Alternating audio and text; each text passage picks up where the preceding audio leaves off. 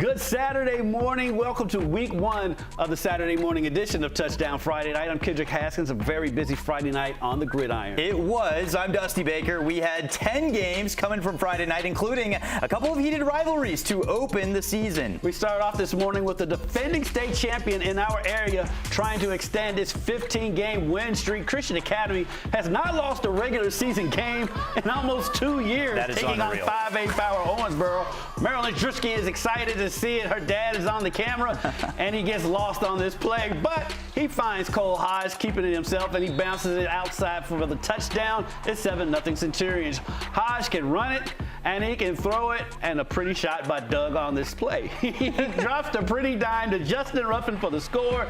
It's 14-0 Cal. Second quarter, we get some brotherly love. Cole goes up top to his brother Connor, who makes the catch and dives over the pylon for the touchdown. It's 21-0 at the half. You're supposed to shut the game off if you're playing PlayStation. Fourth quarter, Cal up 21-7. When the Hodge brothers hook up again, Connor with the diving grab for the touchdown. Christian Academy pulls out the win 28-14. Hunter Cantwell squad extends their win streak to 16 games. Lots to improve on. It's a new year, right? And so we had some key departures in places. We're getting some new guys ready to go, and kind of youth and experience showed tonight. But we played well enough as a team to get a win, so I'm proud about that. But we've got to continue to find ways to get better. Don't be so excited, Hunter. Week one, and it's already in business. Right. The Centurions head out on the road next week at New Albany. Well, it's been a difficult offseason for Manual. However, this team is still loaded with talent and ready to make some noise in 6A. The Crimsons open the year with a 3A Power Central who would love nothing more than to upset and get a win to start the season. We go to the action with Central on the road at Manual. Second quarter, it's a 5-0 game. Crimsons with the lead. They were driving, pushing, shoving with the run game. Very physical. Zeke Washburn with the carry for the first down. James Weaver following, getting the ball down to the goal line, and Eli Creech creeping his way in, Kendrick, for the score. Eli's a big dude. He is a big guy. He got more than a yard right there. It's 12-0 in favor of Manual. How about a big dude being Cortez Stone? He runs with power, vigor, strength, and he gets it down for a first down, pushing his team, driving down the field, but Steven Smith was under pressure all day. Manual's defensive line was lethal. Cameron Jesse with the sack in this one, and it was a physical, grinded-at-you game. Manual pulls away in the second half. They shut out Central, Kendrick, 26-0. Up next, a rematch of a 6A semifinal. Trinity hosting Bryan Station. Third quarter, Trinity up by 3 scores with William DeCency. The third gets the interception. I ran into his uncle not too long ago. Jackson Hepner to Lucas Sasser for the touchdown. Trinity is rolling. I think the uncle would be proud of this team right now. Fast snap for Bryan Station. Cameron Mitchell gets the recovery for the Rocks. Then a few plays later, Clinton Sansbury, he takes it up the middle for the touchdown. The Rocks roll 36-3. They avenged last year's playoff loss. Floyd Central at St. Xavier. A lot of fans in attendance, and the pageantry, Kendrick, of kicking off the season. That is quite acrobatic. Impressive. How about the athleticism as well for St. X? First quarter, Trevor Havel, all he has to do is dump it off to Cameron Holloway, and Holloway takes it to the end zone. 12 yards for the score. That is a 7-0 Tigers lead. This is a long field goal, Kendrick. 40 yards from a high school kid. Logan Zaylor for the field goal. It's good. 10-0 in favor of St. X. This was a pretty pass. Havel to Marlon Harbin. 31 yards for the score. It's 17-0 in the first. Second quarter, the defense stepping up as Tristan Robertson picked off by Parker Warren. And this would lead to Davis Yates taking the carry, and he's practically going to walk his way into the end zone. He gets touched once, and that's all. 19 yards for the score. It's 24-0. St. X absolutely rolls over Floyd Central 52-13. They next take on Central on the road. Male is looking to make it back to the state finals for a 6th straight year, taking on Butler. The Bulldogs have a new principal and longtime Bulldog, Keith Cathy. Congratulations to him. On Male's opening drive, Max Gaining on the end around cuts back and it looks like he's just out for a Sunday jog. He quit accelerating at about the 10. He scores his 7-0 Dogs after the Bears forced a fumble.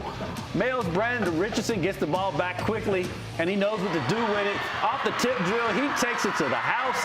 Male wins big 48-0. They have a big clash with Ballard next week. There was a chance that could be the play of the week as well right there, Kendrick. We'll get to that in just a little bit, but a rivalry game in Shelbyville and Shelby County at Collins, first quarter action. Gianni Hunter taking the carry and diving to the corner of the end zone. It's 7-0 Shelby County. Landon Ford would go coast to coast. This is on a kickoff return. That's what you call an answer. This is an asset, this is speed, and this is a touchdown. It's 13-7 Shelby County. But Cade Gooden, he's pretty good running the ball. Looks like his brother. He takes it into the end zone for the score. But Shelby County comes away with the bragging rights at the end of the day. They win it 33-24. Nothing like a road win over the rival to start the season.